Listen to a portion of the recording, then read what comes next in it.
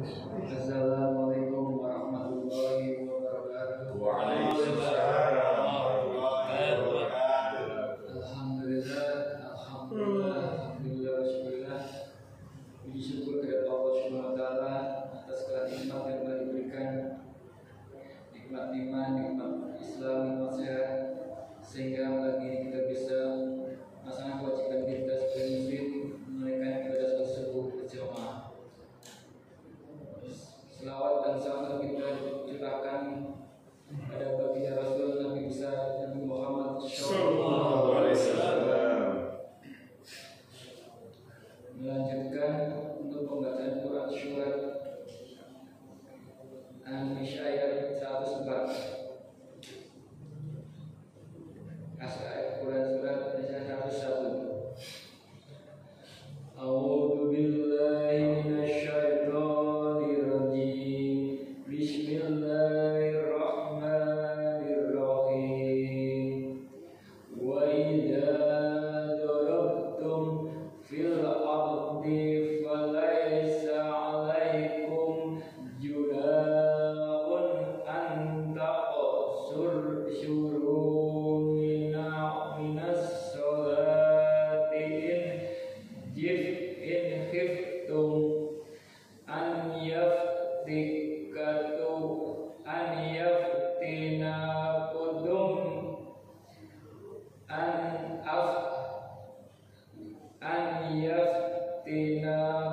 alladzi kafaru innal kafirina kanu lakum aduwwan mubin. Artinya, dan apabila kamu bepergian di muka bumi, maka tidaklah mengapa kamu mengqashar salatmu. Jika kamu takut diserang orang-orang kafir, sesungguhnya orang-orang kafir itu musuh yang nyata bagimu. Maha benar Allah dengan segala firman-Nya. Allah Subhanahu wa taala berfirman, wa idza darabatum fil ard, dan apabila kamu berpergian di muka bumi ini, yakni kalian melakukan perjalanan di sebuah negeri, firman-Nya, falaisa 'alaikum junahun an taqsuru minas sholat, maka tidaklah mengapa kamu mengqashar salatmu, yaitu kalian diberi keringanan, yaitu dari segi jumlah dari 4 menjadi 2, sebagaimana yang dipahami oleh jumhur ulama dari ayat ini. Mereka mengambil dalil boleh mengqashar salat di perjalanan, walaupun terdapat perbedaan pendapat di kalangan mereka. Sebagian berpendapat perjalanan harus dalam rangka taat seperti jihad, haji, umroh, menuntut ilmu ataupun berziarah. Sebagaimana diriwayatkan dari Ibnu Umar, Atta dan Yahya dari Malik dalam satu riwayatnya sesuai zahir firman-Nya, in hiftum an yaftinakumul ladzi kafaru, jika kamu takut diserang orang-orang kafir. Ada pula yang berpendapat tidak disyaratkan perjalanan dalam rangka taqarrub, akan tetapi perjalanan harus dalam perkara yang mubah, karena firman-Nya, wamanil turfi muhmasatin ghayra matajanifin li'issa, barang siapa terpaksa karena kelaparan tanpa sengaja berbuat dosa, sebagaimana dibolehkan memakan bangkai dalam keadaan darurat dengan syarat bukan maksiat dalam safarnya. Ini adalah pendapat Asy-Syaikh Syafi'i Ahmad dan imam-imam yang lainnya. Ada pula yang berpendapat cukuplah apa saja yang dinamakan perjalanan, baik itu mubah maupun haram, sekalipun saja dia keluar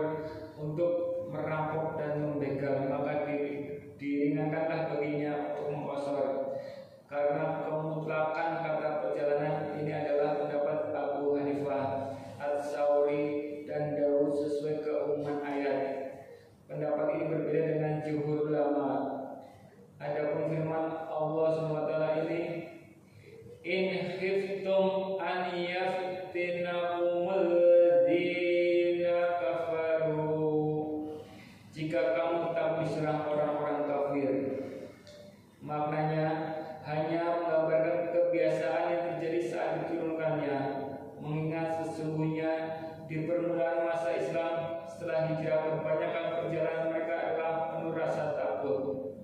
Bahkan mereka tidak keluar kecuali menuju perang umum atau dalam suatu pasukan khusus. Seluruh waktu saat itu adalah gambaran peperangan terhadap Islam dan para penganutnya.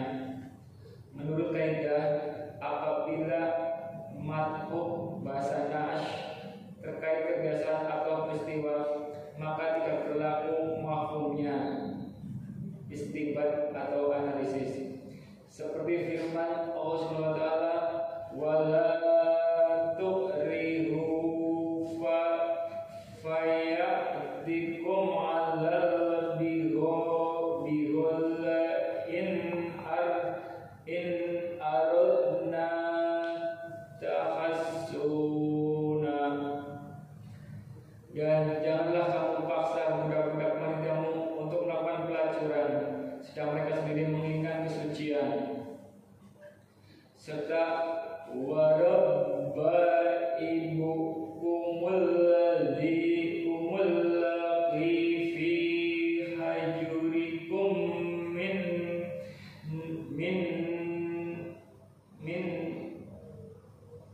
min nisaikum, dan anak-anak istrimu yang dalam pemeliharaanmu. Imam Ahmad meriwayatkan dari Ya'la bin Umayyah, dia berkata, aku bertanya kepada Umar bin Al-Khattab tentang firman Allah Subhanahu wa taala, laisa 'alaikum junahun an taqsuru minas sholati in khiftum an yaftinakumul ladzina kafaru. Maka tidaklah mengapa kamu mengkosor salatmu jika kamu takut diserang orang-orang kafir. Padahal manusia sekarang sudah aman. Maka Umar berkata padaku, aku juga merasa heran sebagaimana yang kau herankan. Lalu aku bertanya kepada Rasulullah tentang hal itu. Beliau bersabda, sadaqatun tasaddaqallahu biha 'alaikum faqbalu sadaqata.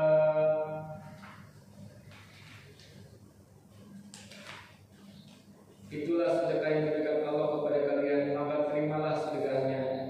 Demikian pula diriwayatkan oleh Imam Muslim dan Ahlus Sunnah At-Tirmizi berkata, hadis ini hasan sahih.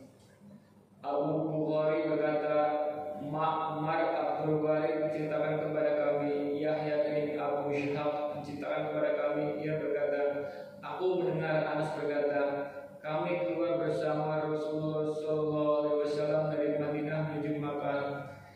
Beliau sholat 2 rakaat hingga kami kembali ke Madinah. Aku berkata, berapa lama kalian tinggal di Makkah? Dia menjawab 10 hari.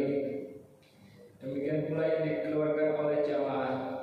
Berdasarkan lafaz Al-Bukhari, Abu Walid menceritakan kepada kami, Subah menceritakan kepada kami, Abu Ishaq mengabarkan kepada kami, aku mendengar Haritsah bin Wahab berkata, Nabi SAW sholat bersama kami dalam keadaan aman selama di Mina 2 rakaat. Al-Bukhari meriwayatkan dari Abdullah bin Umar, dia bertutur, aku pernah sholat bersama Rasulullah SAW 2 rakaat, dan begitu juga dengan Abu Bakar, Umar serta Utsman di awal pemerintahannya. Kemudian Utsman menyempurnakannya, tidak mengkosor. Demikian juga riwayat Muslim. Al-Bukhari meriwayatkan juga dari Al-Amashi Ibrahim bercerita kepada kami, aku mendengar Abdurrahman bin Yazid bertutur, Utsman bin Affan sholat bersama kami di Mina 4 rakaat. Maka hal itu disampaikan kepada Abdullah bin Mas'ud. Lalu dia pun mengucapkan, Inna lillahi wa inna ilaihi raji'un.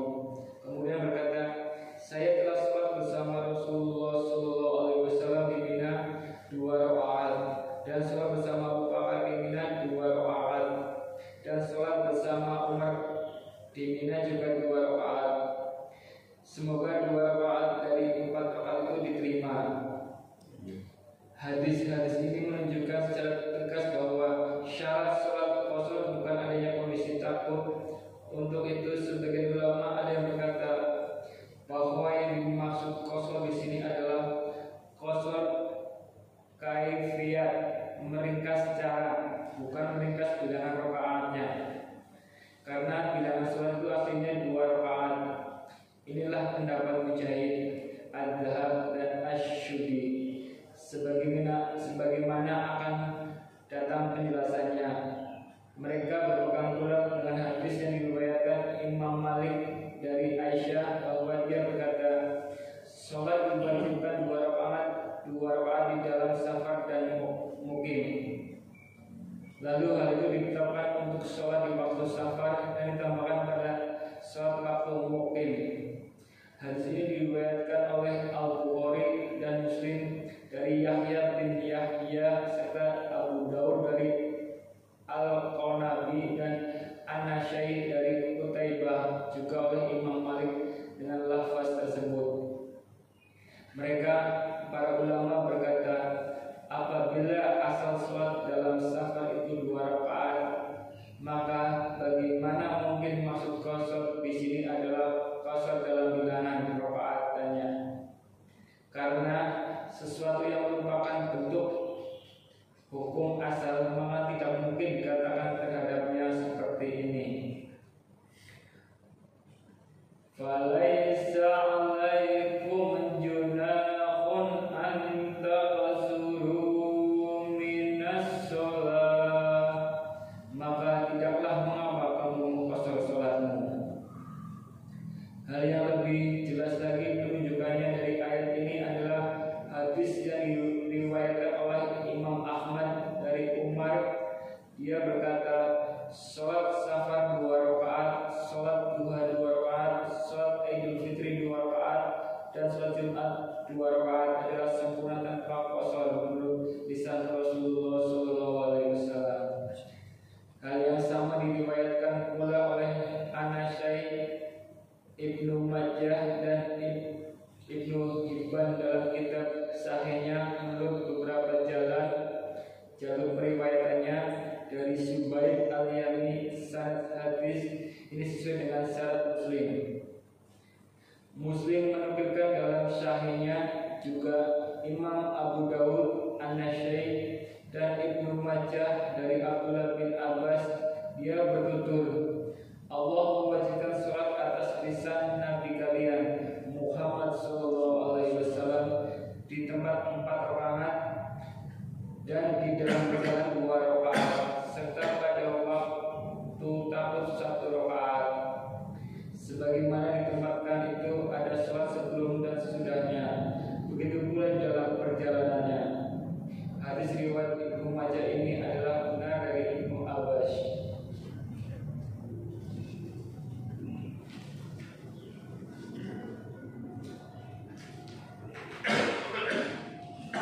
Hadis ini tidak berarti bertentangan dengan hadis Aisyah terdahulu, karena Aisyah mengabarkan bahwa asal sholat adalah 2 rakaat, akan tetapi jumlah rakaatnya ditambah ketika seorang sedang mungkin tidak melakukan perjalanan. Jika memang demikian adanya, maka sah jika dikatakan bahwa ketentuan sholat saat sedang mungkin adalah 4 rakaat, seperti yang dilakukan oleh Ibnu Abbas wala. Akan tetapi antara hadis Ibnu Abbas dan Aisyah sepakat bahwa sholat safar adalah 2 rakaat dan hal tersebut dilaksanakan secara sempurna dan bukan qasar. Jika memang demikian, maka maksud firman Allah Subhanahu wa taala ini, walaisa 'alaikum junahun an taqsuru minas shalah, maka tidaklah mengapa kamu qasar salat kamu, adalah qasar kafiyah sebagaimana dalam salaf qauf. Untuk itu Allah Subhanahu wa taala berfirman, in khiftum an yaftina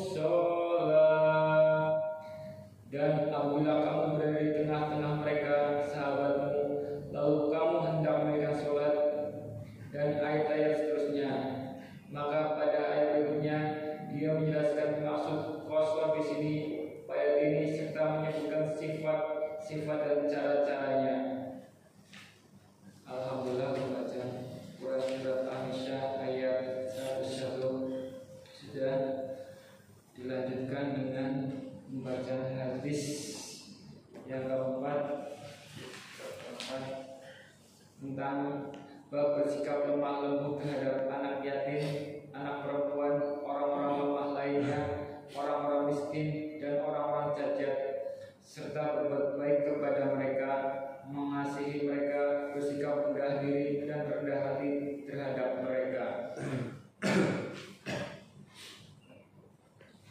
Dari Abu Hurairah berkata, Rasulullah SAW bersabda, pemelihara anak yatim, baik miliknya sendiri atau milik orang lain,